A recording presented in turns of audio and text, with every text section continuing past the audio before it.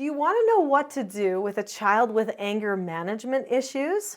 Well, you're not alone. I'm Nicholeen Peck, and I teach parenting and good communication as well as child development all over the world through the lens of the principle self-government. And in this video, we're talking about anger management issues.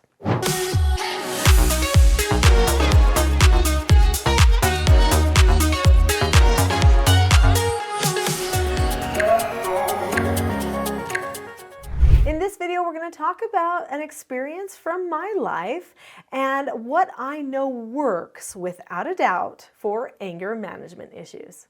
I have 4 children of my own. In fact, they're all grown and adults now. I could cry a little because it's so sad to, move on from those parenting years. Happy, sad. Now I'm a grandma and I get to do that kind of stuff too. But for many years, I was raising my 4 children, but not just mine. I also brought in children from other people's homes and from facilities. I was a therapeutic treatment care foster parent for troubled teens. They were all between the ages of 12 and 18, and they had a variety of processing differences. Many of them were non-neurotypical. They had some trauma and abuse oftentimes in their past. They had a lot of relationship issues, and almost all of them had anger management issues. That was one of the main things that we would work on. Now, I remember one girl in particular. She was adopted as a baby from another country, and I think always struggled a little bit with bonding with her parents. Not that that's an excuse, being adopted from a different country, but I think there might have been some other things going on, maybe like a fetal alcohol syndrome type thing or something. Anyway, she had some neurodiversity happening. And so there were more things that she was dealing with, and I think she didn't quite have a really solid bond with her adoptive family, and so she struggled in that family and ended up over a period of time ruining placement after placement, relationship after relationship, and she ended up at my home for therapeutic treatment care. And she was, I have to say, a very sweet person. Very sweet. She had some honesty issues, which means she lied quite a bit. She had some anxieties, some things that she was worried about regularly, occasionally would have depression, but usually was happy, just very happy and fun to be with and that type of things. But if she didn't get things her way, or if the anxiety started to flare up, then she would get mad. And I remember one time I got called over to the junior high because she was in a fight with another girl. And I'm talking like a punch it out fight. And they were trying to restrain her because her anger management issues were so extreme. So they called me over, and here I was going, okay, how do I help her in this circumstance? Now, I knew exactly what to do. I said, okay, how do I help her? What skills and principles do I have? What is my framework that I have to work with? I knew it wasn't just up to me. I had prepared ahead of time for this type of circumstance, and when she was at home, we always handled the situation the same way. Now, when you're working with a child with anger management issues, you must be consistent. It doesn't matter if they're at school or at the store or at the neighbor's house or out in the front yard. It doesn't matter. You handle it the same every single time, which means that the way you handle it needs to be principled, doesn't it? Because if you don't handle it principled, if you start to engage in a power struggle with them, everyone around you will see how out of control you are, or how out of control you have to be to get them to rein it in for a second. That's how you know you're not following principle and you're just power struggling. I knew that I had to have the skills and principles in place, and I had to be able to use them everywhere, all the time, no matter what.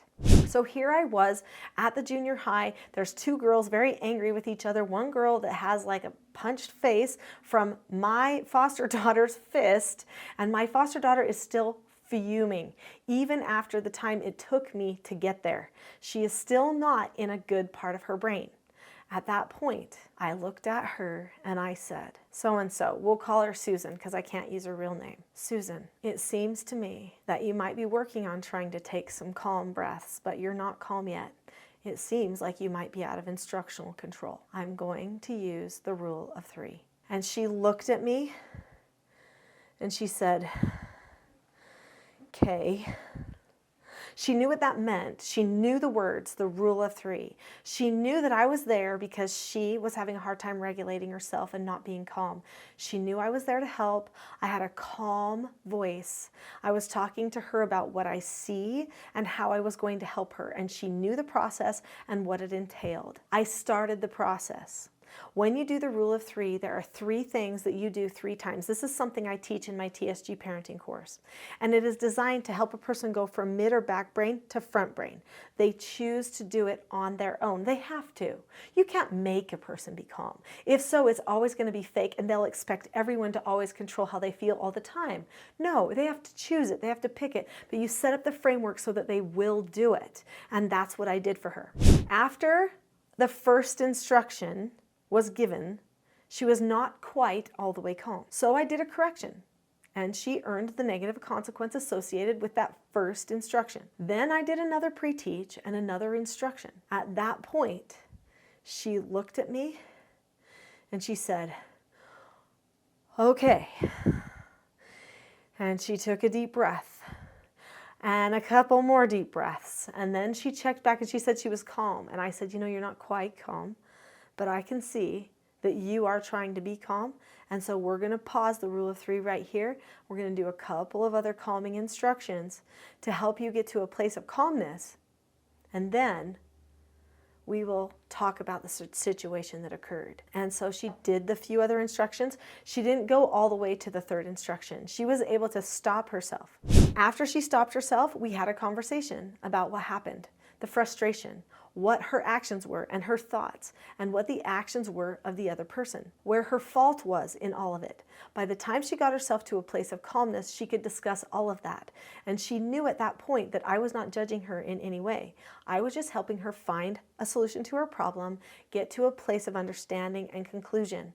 And I was going to help her fix it, not make it worse by bringing in my own emotions, because that always makes it worse. If you've subscribed to this channel already, then you know that I talk about out of control behaviors a lot. I talk about the rule of three a lot and how to correct behaviors a lot as well. It is part of a full system, a full process. So make sure that you keep learning and don't just take what I said in this video as exactly what to do, because I have left out a lot of pieces. My main thing here is I just want you to know there is a process for helping a person get from out of control to calmness, and they can learn the process ahead of time and be prepared to go through that process with you in any circumstance.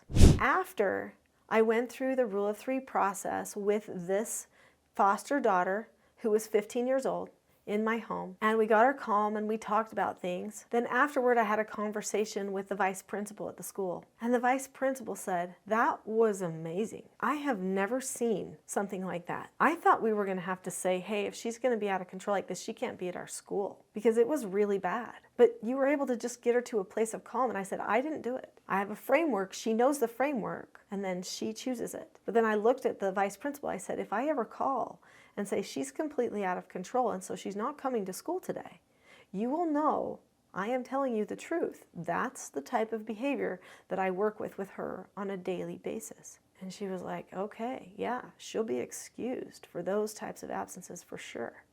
I'm like, okay. Little did I know, back in those times when I was a young mom, I've got the gray hairs now, but back in those times that I was actually doing something that would end up being my life's work, helping people learn self-regulation, self-management, anger management, anxiety management, stress management. It's all related to self-government. When a person learns how to manage strong emotions like that, how to choose in the moment of having a strong emotion or a strong feeling coming on, they are so empowered. They are liberated. It is true freedom. If you would like to learn more about some of the skills and principles of self-government, then I highly recommend watching my next video, which is a full-length class, which will go into some of the nuts and bolts that we've been mentioning here, and it's called The Not-So-Known Secret for Parenting Success. Click on the link to that video now. I'll see you there.